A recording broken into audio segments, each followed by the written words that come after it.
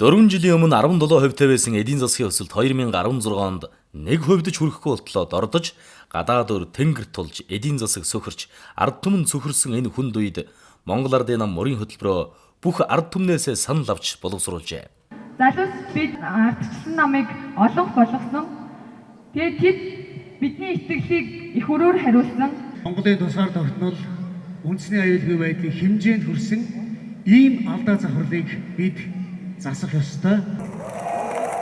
Ард түмний амьдралд оройтож хариуцлага шударгаас алдагдсан энэ үед Монгол Ардын намаас нэр дэвшиж байгаа тулхтай түшигтэй төрийн түшээдээ дэмжинэ гэдгээ Төв сайхан нутгийн эзэд илэрхийлж байлаа. Монгол Ардын нам энэ удаагийн сонгуульд зайлшгүй ялалт байгуулах ёстой болж байгааг та бүхэн ойлгож байгаа баха. Монгол Ардын нам энэ удаагийн сонгуульд ялж байгаа явдал бол Монголын ард түмэн улс үндэстнийхээ төлөө ялалт байгуулж байгаа хэрэг юм аа.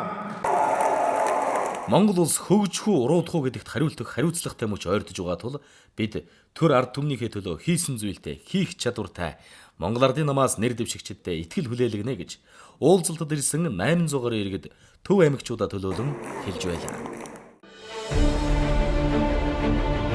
Хөшгийн хөндийн нисэх удал хөлөрсөн газрын бүлээн амьсгал төмөндөн зөрүүлсэн урлагийн сүм төр дөөн зүтгэгчдийн орд өргөө газрын аршаан гүний худаг галтай Монголын малын буян гэгээ татуулсан Ахмадын соёлол бид зүтгэн хамтдаа хөгжил Монгол Ардын нам.